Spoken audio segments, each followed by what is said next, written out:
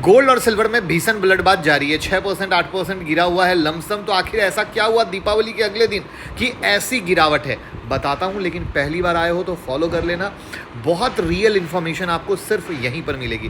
दो सबसे बड़ी इन्फॉर्मेशन जो मीडिया में चल रही है, पहला है यूएस और चाइना का जो इशू चल रहा था, शायद वो बहुत जल्दी क्लोज हो सकता है, इशू रिजॉल्व हो सकता है। और इसका सिग्नल आप सोयाबीन के प्राइसेस पे भी देखो, उसमें भी तेजी दिख रही है। This is the first point. दूसरा खबर ये आ रही है कि जो यूएस में शटडाउन चल रहा है वो शायद इस हफ्ते खत्म हो सकता है। और आपको पता होगा जब से यूएस का शटडाउन शुरू हुआ था उसके बाद गोल्ड सिल्वर में बहुत बम्पर तेजी हुई थी। तो ये दो बड़ी न्यूज़ है जिसने गोल्ड सिल्वर की प्रॉफिट बुकिंग को स्पार्क किया है।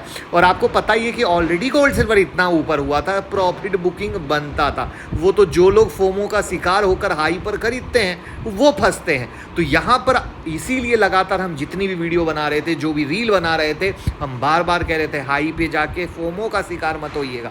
क्योंकि अगर आप ये सुनते हो कि इंडस्ट्रियल यूज़ है तो वो लॉन्ग टर्म विजन है। अगर आप ये सुनते हो कि सेंट्रल बैंक बाइंग कर रही है, लॉन्ग टर्म विजन है। बट रिटेल वाले कौन सा लॉन्ग टर्म विजन है? उनको सिर्फ रातों रात चाहिए, और वो रातों रात की कहानी हमेशा खराब होती। तो दिस इज द थिंग जहां पर अभी ये आया है। तो आप समझ सकते हो कि कल की डेट में अगर ट्रेड डील नहीं हुई तो वापस से मार्केट बढ़ जाएगा, शटडाउन इंक्रीज हो गया वापस से बढ़ जाएगा। तो there are so many things.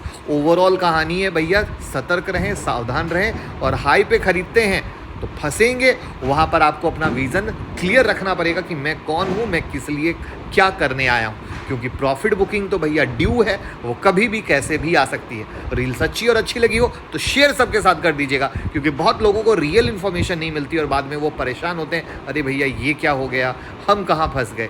Thank you so much.